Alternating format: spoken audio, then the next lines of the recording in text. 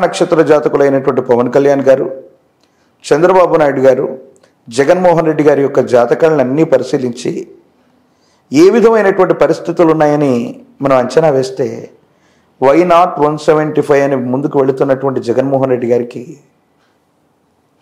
175 స్థానాలు వచ్చేటువంటి స్థితిగతి కానీ, గతంతో పోల్చినటువంటి మెజారిటీ వచ్చే పరిస్థితులు కానీ 100కు 100% లేవు. కనీసం బోటాబోటీ మెజారిటీతో తమ ప్రభుత్వం గద్దెనెక్కటం కూడా కష్టంగా ఉన్న సందర్భం ఇది.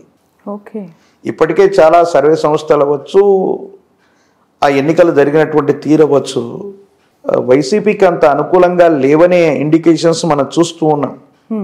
అలాగని టీడీపీ కూడా బలంగా లేదన్నటువంటి వాదనలు కూడా ఉన్నాయి. కానీ శాసనం విషయానికి వస్తే మాత్రం తెలుగుదేశం పార్టీ మరియు వైఎస్ఆర్ కాంగ్రెస్ వీళ్ళిద్దరికి కూడా సమానమైన స్థానాలు వచ్చినా ఆశ్చర్యపోనక్కర్లేదు.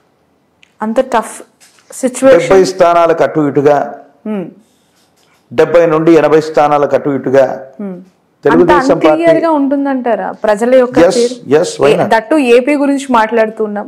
They are very clear on what they want. And ప్రతి ఒక్కరు కూడా ఇప్పుడు గతం ఎన్నికల ఒకసారి ఆ పోలింగ్ పర్సెప్షన్స్ మనం చూస్తే కనుక వాళ్ళు ఇవ్వాల్సిన మెజారిటీ చాలా గట్టిగానే ఇచ్చారు తీర్పు. ఎప్పుడు కూడా చంద్రబాబు గారికి ఇచ్చినా, జగన్ గారికి ఇచ్చినా, ఎవరికి ఇచ్చినా కూడా 2009 ఎన్నికల్లో మహాకూటమి ఏర్పడ్డటువంటి సందర్భంలో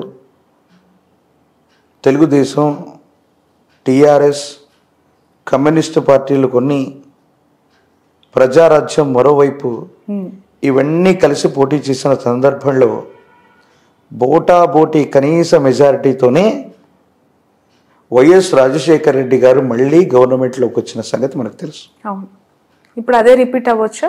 అలాగని కాదు, కానీ తెలుగుదేశం మరియు వైసీపీకి సమానమైనటువంటి సీట్స్ వచ్చి బీజేపీ మరియు జనసేన వాళ్లతో మిత్రకూటమిగా ఉన్నప్పటికీ నేను చెప్తున్న అంశం ఏంటంటే, మిత్రకూటమిగా ఉన్నటువంటి జనసేన మరియు బీజేపీకి 10-15 స్థానాలు వచ్చి వాళ్ళు కీలకమవటం, కేంద్రానికి సంబంధించినటువంటి పరిస్థితుల వల్ల ఈ కూటమిలో కూడా ఏవైనా ఇబ్బందులు ఏర్పడటం, అంటే మిత్రకూటమిగా ఉన్న వీళ్ళు కూడా విడిపడేటువంటి పరిస్థితులు రావటం, ఇది ఖచ్చితంగా జరుగుతుంది. ఎందుకంటే దీన్ని క్రోధినామ సంవత్సరంగా ఈ సంవత్సరానికి పేరు.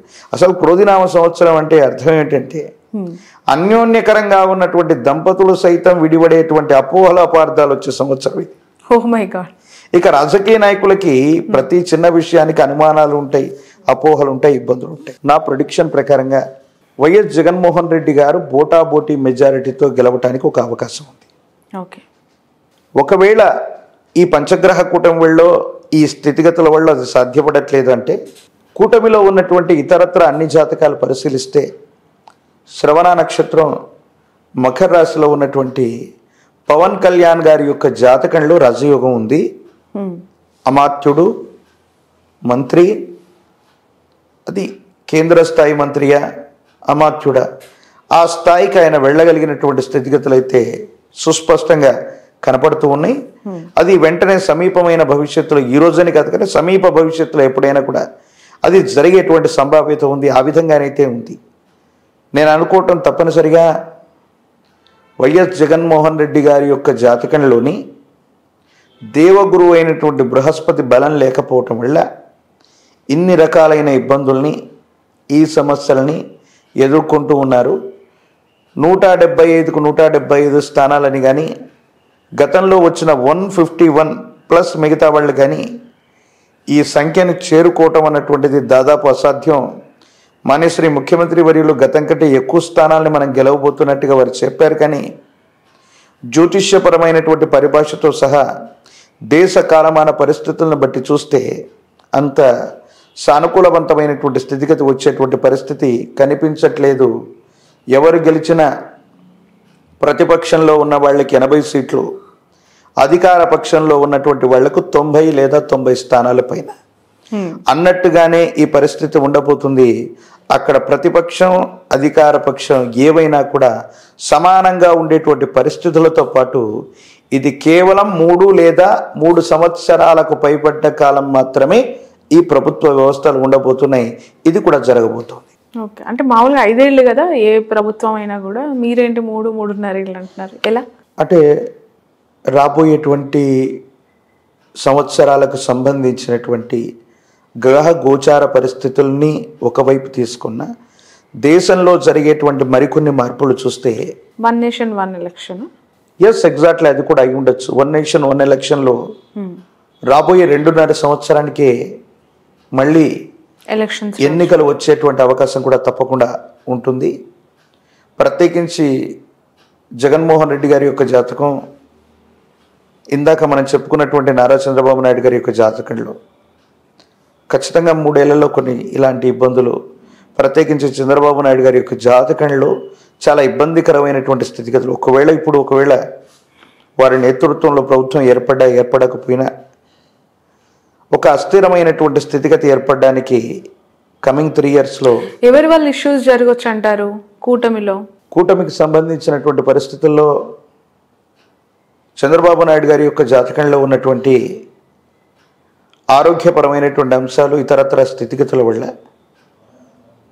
వాళ్ళు గనక వాళ్ళ యొక్క పార్టీ కావచ్చు, వాళ్ళకు సంబంధించిన వ్యవస్థ కావచ్చు, వేరొక వ్యక్తిని అధ్యక్షుడిగా ప్రకటించటం వల్ల చంద్రబాబు నాయుడు గారు లేదా తెలుగుదేశం పార్టీ వల్లే వాళ్ళు తీసుకున్నటువంటి నిర్ణయాన్ని మిగతా కూటమిలో ఉన్నటువంటి వ్యక్తులు హర్షించకపోవటం వల్ల వాళ్ళ మధ్య ఇబ్బంది ఏర్పడేటువంటి అవకాశం ఉంది. ప్రత్యేకించి బ్రహ్మంగారి కాలజ్ఞానంలో ఒక గొప్ప మాట ఉంటుంది, 2 అక్షరముల పేరున్నవాడు దేశాన్ని పెక్కేండ్లు పరిపాలించాను. పండిత్ జవహర్లాల్ నెహ్రూ గారు 2 అక్షరాలు. వారు 16 సంవత్సరాల పాటు నిర్విరామంగా వారు ప్రధానమంత్రిగా ఉన్నారు. నరేంద్రనాథ్ మోదీ, వారి వ్యవహారిక నామం మోదీ, వారు 3 పర్యాయాలు ముఖ్యమంత్రిగా గుజరాత్కు చేశారు. వరుసగా 2 పర్యాయాలు మళ్ళీ భారతదేశానికి ప్రధానమంత్రి చేశారు. ఆ లెక్క ప్రకారం అనురాధ నక్షత్రం వృశ్చిక రాశిలో అర్ధాష్టమ శని ప్రభావం ఉన్నప్పటికీ కూడా గురుదేవుల యొక్క కాలజ్ఞానాన్ని ప్రెడిక్ట్ చేస్తే మోదీ గారు సులభంగా అధికారంలోకి రాలేకపోయినా ఇలాంటి పార్టీలకు సంబంధించినటువంటి కూటమి చేత మళ్ళీ అధికారయుక్తమైనటువంటి స్థానంలో ఉండాలి. కాబట్టి ఏ ప్రాంతీయ పార్టీనైనా దూరం చేసుకునేటువంటి పరిస్థితి లేదు. కాబట్టి మోదీ గారి యొక్క నేతృత్వంలోని బీజేపీ లేదా వారి యొక్క మిత్రకూటమైనటువంటి జనసేన, గత ఇంటర్వ్యూలో మనం చెప్పుకున్నాం, వైసీపీ కూడా సపోర్ట్ చేసేటువంటి అవకాశాలు లేకపోలేదు. వారి ఎమ్మెల్యేలు కూడా సమీప భవిష్యత్తులో వైఎస్ఆర్ కాంగ్రెస్ పార్టీకి సపోర్ట్ చేసినా కూడా ఆశ్చర్యం లేదు. మొదటి ప్రాధాన్యతగా జగన్మోహన్ రెడ్డి గారు గెలవటానికి కొన్ని ప్రత్యేకమైన అవకాశాలు ఉన్నాయి. Okay, right. ఇప్పుడు మీరు ఈ స్థాయిలో ఒక పొలిటికల్ పార్టీ మీద మీ అభిప్రాయం, లైక్ అంటే మీరు చూసిన, మీరు మీ ఆస్ట్రాలజీ పరంగా మీకున్న అనుభవము, జాతకాల రీత్యా మీరు ఆ పార్టీలో ఆ వ్యక్తులకి ఉన్న మంచి చెడులు, పాసిబిలిటీస్ అన్నీ చెప్తూ ఉన్నారు. ఎవరు అధికారంలోకి వస్తారు, ఎవరు రాలేరు, ఎందుకు రాలేరు, వస్తే ఎందుకు వస్తారు కూడా చెప్తున్నారు. అది రాష్ట్రమైనా దేశమైనా, CM to PM, anything. But astrologers చాలా మంది అటు కూటమి వస్తుంది అంటున్న వాళ్ళు ఉన్నారు, ఇటు జగన్ గారు విన్ అవుతారు అంటున్న వాళ్ళు ఉన్నారు, అండ్ వైసీపీ ఖచ్చితంగా రాదు అని బెట్టింగ్లు కట్టే వాళ్ళు ఉన్నారు. మీలాంటి ఆస్ట్రాలజర్స్ ని చూసి మీరు చెప్తున్న దాన్ని బట్టి కోట్లలో వ్యాపారాలు చేస్తున్న బెట్టర్స్ కూడా ఉన్నారు.